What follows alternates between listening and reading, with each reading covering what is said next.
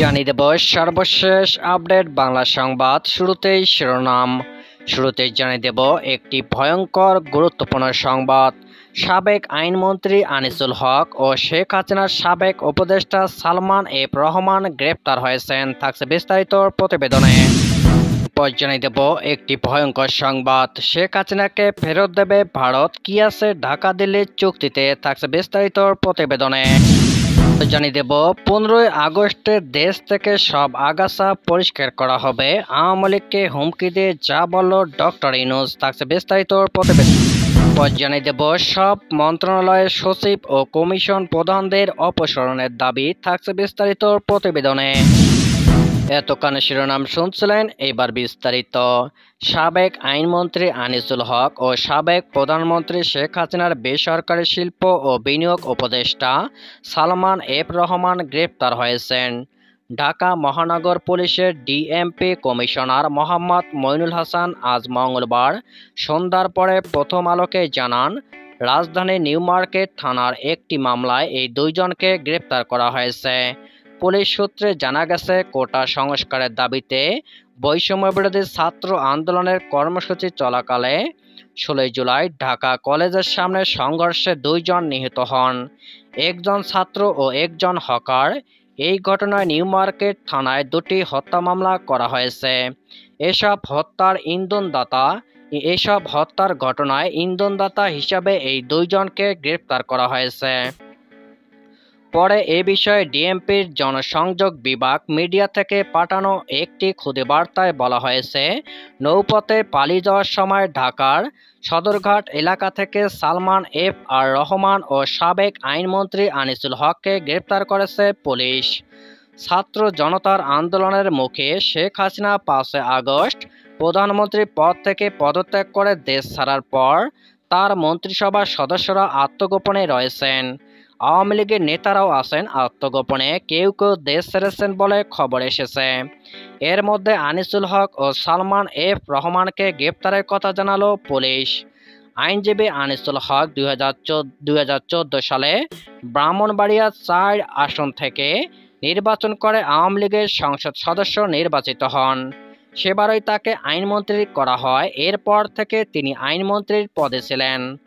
Salman F Rahman বাংলাদেশের শিল্প ও বণিক সমিতি ফেডারেশনের FBCCI সাবেক সভাপতি ও বেক্সিমকো গ্রুপের প্রতিষ্ঠাতাদের একজন। তিনি আওয়ামী লীগ সভাপতি শেখ হাসিনার বেসরকারি খাত বিষয়ক উপদেষ্টা ছিলেন।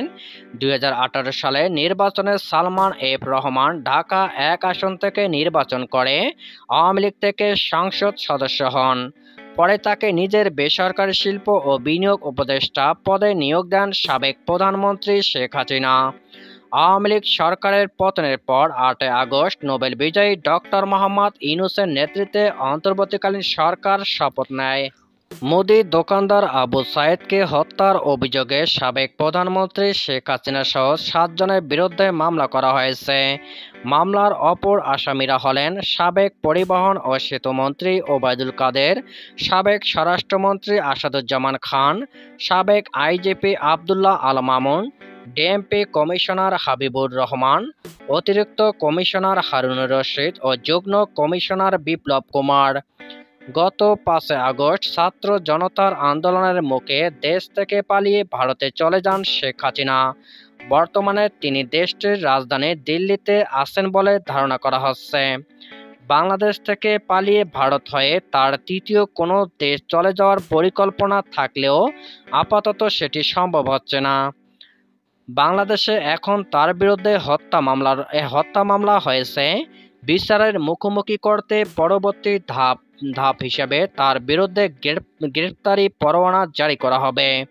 প্রশ্ন হলো, বিচারের মুখোমুখি হতে দিল্লিতে অবস্থান করা হাসিনাকে কি ফেরত দেবে ভারত? এই বিষয়ে দেশটির সঙ্গে কি বাংলাদেশের কি কোনো চুক্তি আছে? ভারতের পররাষ্ট্র মন্ত্রণালয়ের ওয়েবসাইটে এই সংক্রান্ত একটি তথ্য রয়েছে। তথ্যটি 2016 সালের 11 আগস্ট প্রকাশ করা হয়। এতে বলা আছে, সার্কভুক্ত দেশের মধ্যে ভারতের সঙ্গে বাংলাদেশ ও নেপালের প্রত্যর্পণ অপরাধে অভিযুক্তদের ফেরত চুক্তি রয়েছে। এছাড়া শ্রীলঙ্কার সঙ্গে প্রত্যর্পণের ব্যবস্থা বিদ্যমান রয়েছে। এসব দ্বিপাক্ষিক চুক্তি ছাড়াও 1987 সালে সার্ক সন্ত্রাস দমন আঞ্চলিক সম্মেলন চুক্তি স্বাক্ষরিত হয়েছিল। 2004 সালে সার্কে এই চুক্তির অতিরিক্ত প্রোটোকল স্বাক্ষরিত হয়। এর লক্ষ্য ছিল সন্ত্রাস বিরোধী কর্মকাণ্ডে ব্যবহারের জন্য থাকা বিধান। অর্থ সংগ্রহ করাকে অপরাধ হিসাবে গণ্য করার বিষয়টি শক্তিশালী করা। এই চুক্তির আরও লক্ষ্য ছিল এই ধরনের কর্মকাণ্ড ও অর্থায়ন প্রতিরোধী ব্যবস্থা গ্রহণ করা। বাংলাদেশের সঙ্গে প্রত্যর্পণ চুক্তির ব্যাপারে দেশটির পররাষ্ট্র মন্ত্রণালয় এ তথ্যে বলেছিল, 2016 সালে 28 জুলাই বাংলাদেশ ও ভারত বিদ্যমান প্রত্যর্পণ চুক্তির ধারা 10(3) সংশোধনের জন্য একটি চুক্তি করে। এই চুক্তির লক্ষ্য হল দুই দেশের পলাতক আসামিদের দ্রুত সময়ের মধ্যে প্রত্যর্পণ করা। এতে আরও বলা হয়, কোনো পলাতক আসামি যেন বিচারের সম্মুখীন হওয়ার আওতার বাইরে না থাকেন, সেজন্য ভারত যতগুলো দেশের সঙ্গে সম্ভব ঠিক ততগুলো দেশের সঙ্গে এই চুক্তি করবে। ভারতীয় পররাষ্ট্র মন্ত্রণালয়ের তথ্য অনুযায়ী 2023 সালের 18 জানুয়ারি তাদের স্বরাষ্ট্রমন্ত্রী ঢাকা সফরের সময় বাংলাদেশের সঙ্গে প্রত্যর্পণ চুক্তি করা হয়।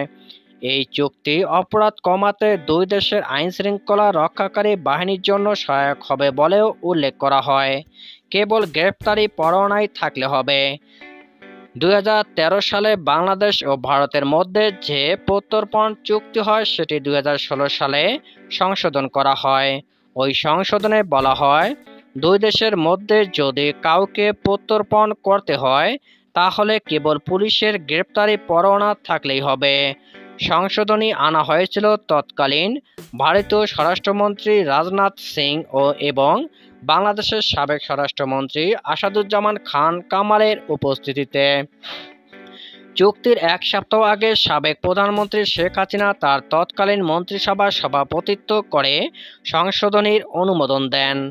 ওই সংশোধনীতে আরও বলা হয়, কোনো সন্দেহভাজন অপরাধীকে প্রত্যর্পণ করতে কোনো ধরনের প্রমাণেরও প্রয়োজন হবে না। যদি কাউকে প্রত্যর্পণ করতে হয় তাহলে কেবল পুলিশের একটি পরোয়ানার প্রয়োজন হবে। 2013 সালে যখন চুক্তিটি করা হয় তখন এতে বলা হয়েছিল, কোনো সন্দেহভাজন অপরাধীকে যদি ভারত কিংবা বাংলাদেশের বিচারের মুখোমুখি করতে চায় তাহলে নির্দিষ্ট অপরাধীর বিরুদ্ধে অপরাধের প্রমাণ থাকতে হবে। শেখ হাসিনার বিরুদ্ধে মামলার যে অভিযোগ আনা হয়েছে, মামলার অভিযোগে বলা হয়েছে, সম্প্রতি কোটা সংস্কার আন্দোলনে হাজার হাজার ছাত্র জনতার মিছিল সমাবেশ করেন। শান্তিপূর্ণ মিছিলে দেশের বিভিন্ন এলাকায় নির্বিচারে গুলি চালানো হয়। বহু ছাত্র জনতা নিহত ও আহত হন। গত 19 জুলাই মোহাম্মদপুরে বাসিলা 40 ফিট এলাকা ছাত্র জনতা শান্তিপূর্ণ মিছিল সমাবেশ করেছিল। সেখানে পুলিশ নির্বিচারে গুলি চালায়। রাস্তা পার হওয়ার সময় স্থানীয় মুদি দোকানদার আবু সায়েদ মাথায় গুলিবিদ্ধ হয়ে ঘটনাস্থলে নিহত হন। অভিযোগে আরও বলা হয়, নিহত সায়েদকে তার গ্রামের বাড়ি পঞ্চগড়ের বেদায় নতুন বস্তি প্রধান হাটে নিয়ে দাফন করা হয়। তার মা, স্ত্রী, ছেলে সন্তান সেখানেই থাকেন। এ কারণে তার ঢাকায় এসে মামলা করতে অপারগ। এজন্যে বিবেকের তাড়নায় আইনের শাসন প্রতিষ্ঠার জন্য বাদী এই মামলাটি দায়ের করেন। মামলার অভিযোগে বাদী আরও বলেন, সাবেক প্রধানমন্ত্রী শেখ হাসিনা কোটা সংস্কার আন্দোলনে কঠোর হস্তে দমন করার জন্য যে বারবার নির্দেশ দিয়েছেন, ওবায়দুল কাদের ও আসাদুজ্জামান কামালের নির্দেশে পুলিশের আইজিপি ও ঊর্ধ্বতন কর্মকর্তার অধীনস্থ পুলিশ সদস্যদের নির্দেশ দিয়ে মিছিলে গুলি চালান। পরস্পর যোগ সাজস্যে আসামিরা হত্যাকাণ্ড ঘটিয়েছেন, কাজেই এর বিচার হওয়া প্রয়োজন। দেশের সব মন্ত্রণালয়ের সচিব ও কমিশনের প্রধানদের আওয়ামী লীগ সরকারের দোসর উল্লেখ করে তাদের আজকের মধ্যেই অপসারণের দাবি জানিয়েছেন বৈষম্যবিরোধী ছাত্র আন্দোলনের অন্যতম সমন্বয়ক হাসনাত আবদুল্লাহ।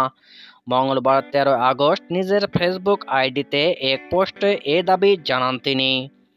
হাসনাত আব্দুল্লাহ লিখেছেন, দেশের সব মন্ত্রণালয়ের সচিব এবং সব কমিশনের প্রধানকে আজকের মধ্যে অপসারণ করতে হবে।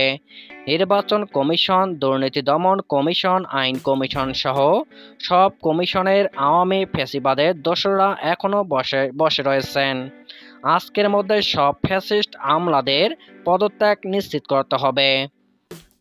সেই সঙ্গে সৎ, যোগ্য ও দেশপ্রেমিক আমলাদের নিয়োগ দেওয়ার জোর দাবি জানান হাসনাত আব্দুল্লাহ। আরেক সমন্বয়ক সাদিক কায়েম বলেছেন, সব সচিব এবং দপ্তর, অধিদপ্তর ও কমিশন প্রধানকে আজকের মধ্যে অপসারণ করতে হবে। না করলে প্রশাসনের ভেতরে আওয়ামী ফ্যাসিবাদের প্রেতাত্মা সরাতে সচিবালয় ঘেরাও হবে। এদিকে বৈষম্যবিরোধী ছাত্র আন্দোলনের সমন্বয়ক সহ মোসাদ্দেক আলী ইবনে মোহাম্মদের দাবি করেছেন, ৭ জানুয়ারি ডামি নির্বাচন করে ১০%